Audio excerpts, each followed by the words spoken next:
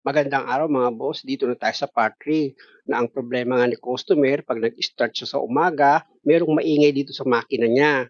Kung napanood niyo yung part 1, ang naging diagnose ko dun yung fan belt. Kaya nga nung pinalitan ko yung fan belt niya, naging okay na itong sasakyan, nawala na yung ingay. At ito naman pangalawang problema niya, 'pag inapakan yung brake pedal, may lumalagitik. Sa nakita ko naman yung sliding pin board lang ang pinanggalingan ng ingay. Sa road test na namin malaman yun. Dito muna ako sa pangatlong problema niya sa handbrake. Ibaba mo nga.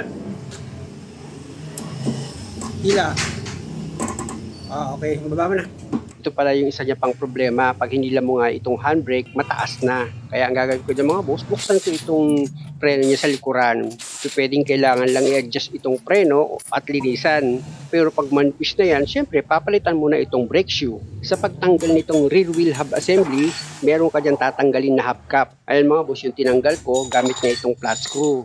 Tapos gagamit ka ngayon ng socket wrench na number 30 para matanggal mo nga itong self-locking nut niya. Kung wala kayong impact wrench mga boss, gamit lang kayo ng power handle, maluluwagan nyo rin yan. Pero kung may ganito kayong klaseng impact wrench, nako, kayang-kaya yan mga boss. Malakas ito. Wala nang mag-vlog ako, yan ang helper ko. Bauer. Matatag. Matibay. Maaasahan. Bibili niya sa pinakamurang power tool sa Lazada, sa Shopee o sa TikTok meron din. Tanggalin ko na itong brake drum mga boss, ano? Ayan. Medyo magagastusan dito si customer dahil kailangan niyang bumili ng brake shoe. Tingnan niyo yung brake shoe niya.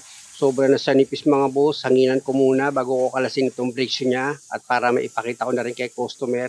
Pati itong brake drum mga boss, kung makikita nyo, hinanginan ko rin yan. So, hindi ibig sabihin, pag hinanginan ko yan, hindi papalitan itong pesa. Para lang hindi ako marumihan gaano pag kinalas ko nga itong brake shoe. At dahil sa okay na kay customer para palitan ko itong brake shoe, tanggalin ko na itong return spring niya. Gumamit ako dyan mga boss ng flat screw. Dapat mga boss, pag nagtanggal kayo ng return spring, hanggat maaari, yung gamitin yung flat screw, yung manipis lang. Tapos gamit ka naman ng plier para dito sa hold-on cap, matanggal mo itong naglalak dito sa brake shoe. Tapos gamit ka ulit ng flat screw para mailis mo na itong brake shoe niya dito sa anchor, yan sa baba mga boss, di ba? Nailis ko na siya.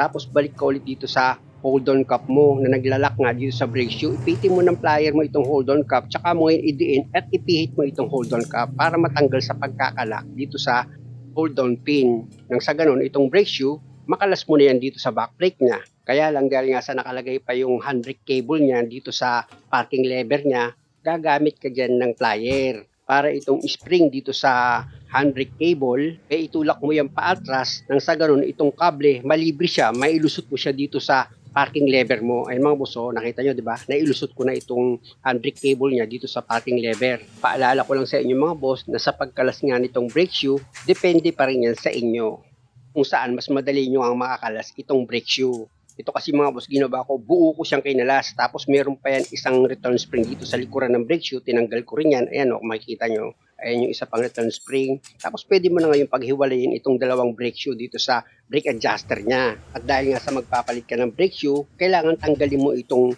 parking lever niya. Meron niyang C-clip mga boss. Sikwatin nyo lang yan ng flat screw, itulak nyo lang. Matatanggal nyo itong C-clip na naglalak nga dito sa parking lever para humiwalay siya dito sa brake shoe. Ayan mga boss, di ba? Humiwalay na. At ito na ngayon yung bagong brake shoe na binili ni customer. Isubok niyan muna mga boss yung parking lever. Misa kasi hindi kasi yung sa butas niya, pero okay naman kaya linisan ko na itong parking lever bago ko ilagay yan dito sa brake shoe. Punasan niya mga boss para matanggal yung dumi. Maganda kasi na bago nyo i-connect yan dito sa brake shoe, dapat malinis. Pati itong back brake niya, linisan ko rin yan. Isprayan ko yan ng brake cleaner. Grabe naman kasi dumi nito mga boss. Kita nyo naman, di ba? Pag nakita nyo nga personal, akala nyo nilublob sa putikan dahil nga sa puro kalawang. Ayun, hinanginan ko mga boss, nakita nyo nung natuyo, palawang na. Pero sabi ni customer, kailan lang ito ginawa dahil nga sa nirepace yung 4 na dish niya. Kaya ang ginawa ko mga boss, inisprayan ko ng penetrating oil para matanggal yung kalawang. Tapos hinanginan ko siya ulit. At pag okay na, balik ulit ako dito sa brake shoe para nga itong parking lever niya, mailagay ko na yan. Siyempre, yung C-clip mga boss, ilagay nyo yan. Kasi ayan yung maglalak dito sa parking lever mo, dito sa brake shoe para hindi sila maghiwalay. Gamit ka lang naman ng plier para maipit mo itong C-clip. At pag okay na, nag-lock na itong C-clip dito sa parking lever, dito ka naman ngayon sa brake adjuster mo. Siyempre naman, bago mo ilagay yan dito sa brake shoe, kahit papano, linisan mo muna yan. Pwede namang spray mo ng penetrating oil, tsaka mo yung siya punasan. Tapos paghiwalay mo itong brake adjuster mo, para yung thread niyan, mapahiran mo siya ng grasa. Malaking bagay din kasi na after nyo malinisan itong brake adjuster nyo, yung thread niyan, pahiran nyo siya ng grasa. Para pag inilagay nyo na yan dito sa brake shoe at mag-adjust kayo, hindi kayo mahihirapan. Pati yung return spring niya, hanggat maaari mga boss, sprayan nyo rin yan ng penetrating oil para malinis siya. Kasi kinakalawang din yan eh. At pag okay na, pwede mo na ngayon i-assemble itong brake shoe mo. Ilagay mo na itong brake adjuster niya dito sa brake shoe. Tsaka mo ngayon isunod sa ilalagay itong adjuster lever niya. After mo nga ma-connect na itong adjuster lever, pati itong adjuster brake niya dito sa brake shoe, kunin mo naman yung isa pang brake shoe. I-connect mo na rin yan dito sa kabilang dulo ng brake adjuster mo. Tapos baligtarin mo yan mga boss para nga itong return spring niya sa likuran mailagay nyo. Ikakalawit nyo lang naman yan. Ayan, isum nyo lang mga boss kung di nyo napapansin or di nyo makita. Basta isa lang naman yung masasabi ko, madali lang naman gawin yan at kayang-kaya nyo. Kaya nga basic tutorial, ibig sabihin kaya nyong gawin. At pag okay na yung pagkakalagay nyo ng return spring, pati yung adjuster niya, pati yung adjuster lever, dito sa baba ng brake shoe, meron diyang maliit na return spring. Ikalawit nyo na rin, di ba? Buo na itong brake shoe. Pwede nyo na ngayon ilagay yan. Pero kung sa paglagay mo nga nitong brake shoe, may kakalasin ka, wala namang problema doon. Di kalasin mo para may kabit mo siya ng maayos o itulak ko na itong spring dito sa handbrake cable. Tapos ilagay ko na itong handbrake cable dito sa parking lever niya. Tandaan nyo, ikakalawit nyo lang naman itong handbrake cable dito sa parking lever niya. Pag okay na, pwede mo na ngayon i-position itong brake shoe mo. Siyempre naman, siguraduhin mo na maayos yung pagkakalapat ng brake shoe mo dito sa wheel cylinder. May guide naman yan dito sa piston niya, kaya itapat nyo yan doon ng maayos. At pag okay na, dito naman sa baba ng brake shoe mo, gamit ka ng flat screw. Itulak mo itong brake shoe para maisampa mo siya dito sa anchor niya. Meron naman siyang guide kaya hindi ka dyan maliligaw. Tsaka mo ngayon isentro na itong brake shoe. Pag okay naman na, nakasentro na siya, o ilagay mo na itong hold-on cap kit. Yan yung maglalak dito sa brake shoe. Ganito kasi yan mga boss, pag ipinasok mo itong hold-on pin dito sa butas ng hold-on cap, tapos inikot mo nga itong hold-on cap, hindi mo na mailulusot itong hold-on pin kasi hindi bilog yung butas nitong hold-on cap. Kaya ka naman gagamit ng plier kasi nga pag nilagay mo na itong hold-on pin dito sa brake shoe, mayroon ka dyang ilalagay na spring. Tapos itong hold-on cap na ngayon.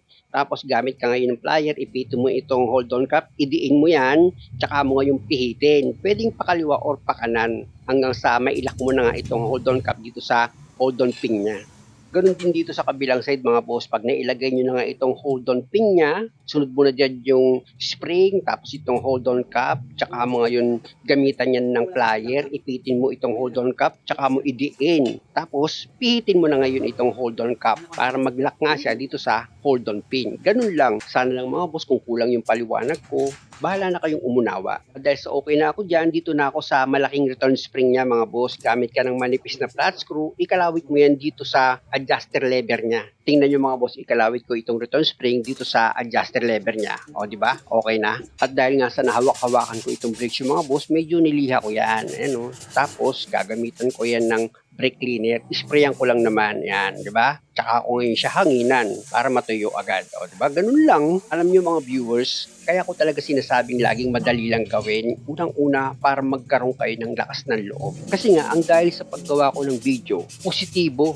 Hindi yung para pahinain ko yung loob nyo para pagkakitaan ko nga kayo. Hindi ganun. Kaya kung mapapansin nyo, may mga tao nagagalit sa ginagawa ko eh. Tingnan nyo yung nag-comment sa akin sa part 1 mga boss. Maraming comment sa akin yun na para bang nakikipagpagalingan ako sa tingin niya. Parang ang tanong niya, sige ako magaling ka, ganito nga, gawa ka nga ganyan, ganun siya magsalita. Alam niyo mga boss, Bible speaking, pag ganun ang ugali ng isang tao, maraming inggit sa katawan yun. Kasi ganyan ang sinabi ni Satanas sa Panginoong Hesus eh. Sige nga, kung anak ka talaga ng Diyos, gawin mo ng tinapay yung bato. Ganyan sa lagi mag-comment sa akin. Tapos gagamit pa siya ng tao, ikukumpir niya pa. Nako, nakakaawa ito sabi ko. Dahil nga siguro sa sobrang inggit niya, hindi niya na alam na meron tayong kanya-kanyang takbuhin sa buhay. Balik na nga ako sa trabaho mga boss dahil nga sa ilagay ko itong brake drum, maluwag pa itong preno. Kaya gumamit lang kayo ng flat screw dyan para mag-adjust kayo dito sa brake adjuster niya. Pihitin nyo lang yun mga boss, yung adjuster pataas. Tapos pwede nyo na ngayon ilagay itong brake drum. Dapat mga boss, pag inilagay nyo itong brake drum hanggat maaari, huwag naman sobra sa pag-adjust. Hanggat maaari, naiikot nyo pa rin itong brake drum para hindi siya manikit. Okay na, pwede mo na ngayon ilagay itong self-locking nut niya. Ipinakapit ko muna yan sa thread niya, tapos gamitan ko na ngayon yan ng impact wrench ko. Para nga, may final ko na itong higpit niya. Sa paghigpit itong self-locking nut niya mga boss, isagad nyo lang naman yan. Power! Ramdam nyo naman mga boss, pag mahigpit na itong nut niya, hindi nyo na yan mapipihit kahit ano pang gawin nyo. Tapos pwede nyo na ngayon ilagay itong hubcap niya. Ayan o, tsaka nyo ngayon siya paluin. Ganun lang ang mga boss at maglalak na yan. Pag okay na, i-check uli natin itong brake drum niya mga boss, ikutin ko yan. At dahil nga sa okay naman, hindi naman nagbago yung adjustment ko, pwede ko na ngayon ilagay itong gulong. Dito sa pangatlong preno na binuksan ko mga boss, napansin ko, wala naman siyang tagas ng brake fluid. Kaya pag lumipat ako sa kabilang side at wala ring tagas ng brake fluid doon, ibig sabihin mga boss, lumabas lang siguro yung piston nito sa harapan, tapos dito rin sa likurang gulong, ganun din, kasi nga manipis na yung preno niya, kaya yung fluid bumabasa sa level. Pwedeng ganun lang nangyari. Hindi ko naman pwedeng hatulan yung brake master repair kit kasi nga wala naman kiniklaim si customer na lubulubog itong brake pedal niya. Kundi sinasabi niya lang pag inapakan yung brake pedal may maingay. Kaya lipat na ako dito sa kabilang side, tanggalin ko itong hubcap niya.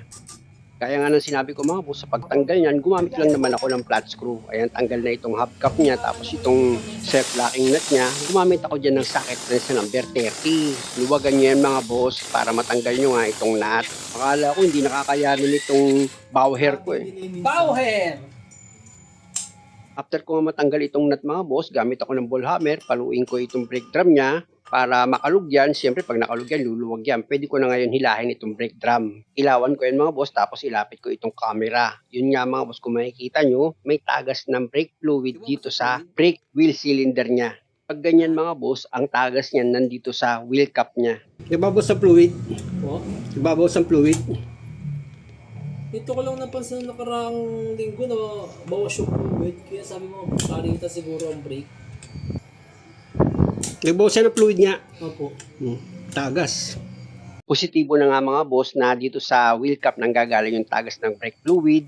At dahil nga sa mahaba itong video mga boss, pasensya muna, pakiabangan na lang sa part 4. At sana lang nakakuha kayo ng idea at kung maaari, huwag nyo naman sanang kalimutang mag-subscribe sa channel ko. Maraming salamat sa panonood.